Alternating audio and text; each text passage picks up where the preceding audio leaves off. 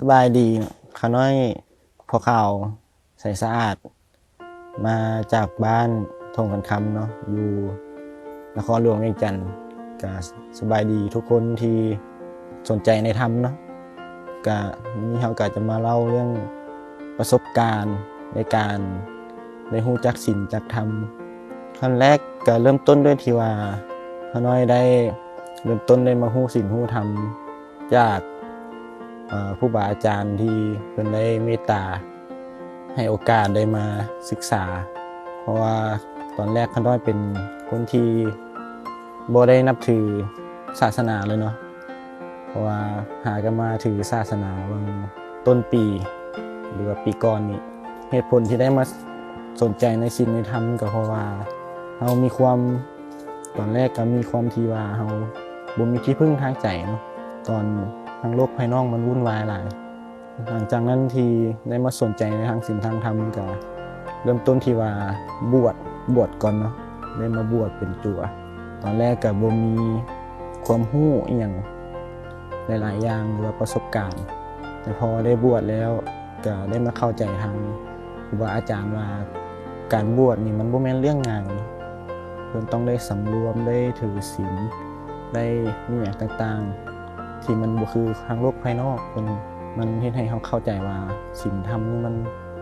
บ่แม่นเรื่องง่ายกับผู้บวชซึ่งเพิ่นก็บางองค์ก็อยู่หลายพรรษาเพิ่นก็ได้สอนธรรมะและเราก็ได้ซึมซับทางนั้นมามันเฮ็ดให้เราเข้าใจว่ามุมมองในการเบิ่งโลกเปลี่ยนไปมันเฮ็ดให้เราเปลี่ยนเป็นคนละคนหนึ่งในศีลในธรรมซึ่งข้าน้อยก็ได้มารู้จักศีลจักธรรมวังได้มาปฏิบัติอย่างเคร่งครัดกับช่วงวังปีก่อนเป็นช่วงเดือนต้นเดือน12เป็นกับอาจารย์โคล่าเป็นเจ้าวาดผู้อยู่วัดดานพระเพิ่นก็ได้เมตตาให้ข้าน้อยได้ติดตามเพิ่นไปในงานปฏิบัติต่างๆอย่างเช่นเริ่มต้นมาแต่นาหอย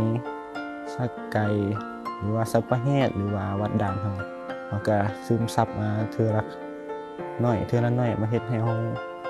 ได้ประโยชน์หลายจากการฟังศีลฟังธรรมเพิ่นก็ได้สอนได้เมตตาให้เฮาได้ศึกษาธรรมเพิ่นก็ได้บอกธรรมได้เฮ็ดให้ฝึกปฏิบัติอย่างเช่นการเดินจงกรมการเจริญอานาปานสติหรือเป็นการนั่งสมาธิก็ดีเฮาได้จากสิ่งนี้หลายเพราะว่าตอนแรกที่เฮาบ่ฮู้เฮาคิดว่ามันเป็นเฮาบ่ฮู้ว่ามันเฮ็ดไปเพื่อหยังมันได้ผลอหยังจากการเฮ็ดสิ่งนี้แต่พอได้มาเข้าฮู้ศีลฮู้ธรรมเฮาก็ได้ฮู้ความหมายของมันว่า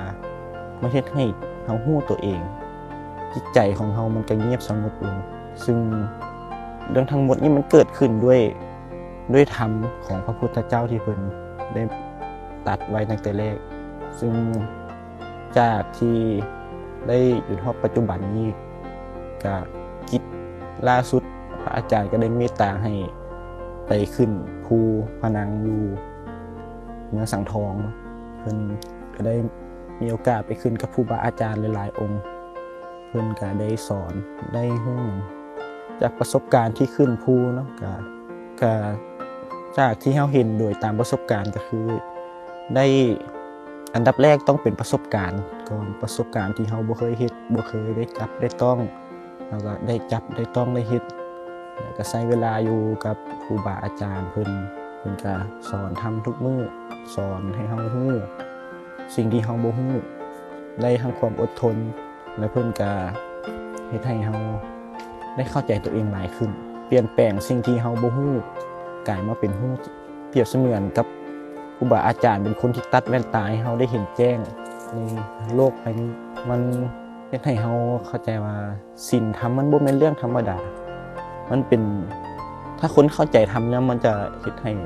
ฮู้ว่าธรรมนี่เฮ็ดให้เป็นเรื่องมหัศจรรย์มันเป็นเรื่องมหัศจรรย์หลายมันสามารถเปลี่ยนคนได้อย่างที่ข้าน้อยบ่เคยเป็นแบบนี้ก็ได้มาเป็นคนที่ดีขึ้นด้วยศีลด้วยธรรมได้มาห่มผ้าเหลืองก่อนแล้วก็ได้มาใส่ชุดขาวได้ถือศีล8ก็ต้องขอบใจพระอาจารย์ที่เพิ่นได้เมตตาและก็ครูบาหลายๆองค์จากวัดป่าหลายๆทางเพิ่นก็ได้สนทนาธรรมกับเพิ่นก็ได้ให้ธรรมที่ดีคำสอนที่ดีขึ้นก็อยากจะ ให้ทุกคนท่านผู้ฟังทุกคนได้รับรู้ว่าศีลธรรมมันบ่แม่นเรื่องยากและก็บ่แม่นเรื่องง่ายมันขึ้นที่ว่าเราต้องศึกษาด้วยตัวเองแต่ว่าสุดท้ายแล้วมันก็มีแต่ขึ้นในทางหลักธรรมบ่มีลงถ้าเราได้เข้ามาศึกษาแล้วมันก็จะดีขึ้นเรื่อยๆไปอันนี้ตามประสบการณ์ของข้าน้อยเองที่ได้มารับรู้ สบายดีพวกเขาชื่อเอ็ดดี้อยู่บ้านสีบันเฮืองเมืองเทโคตะบองนครหลวงเวียงจันทน์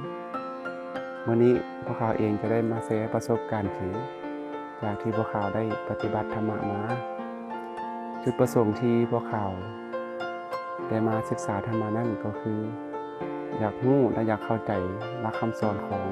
พระพุทธเจ้าเพิ่มเติมหลังจากที่พวกเขาได้มาปฏิบัติและศึกษาธรรมะแล้วก็ได้รู้และเข้าใจหลักคำสอนของพระพุทธเจ้าหลายขึ้นเพราะว่าอาจารย์ที่วัดด่านพระเมืองพนหงส์แขวงเวียงจันทน์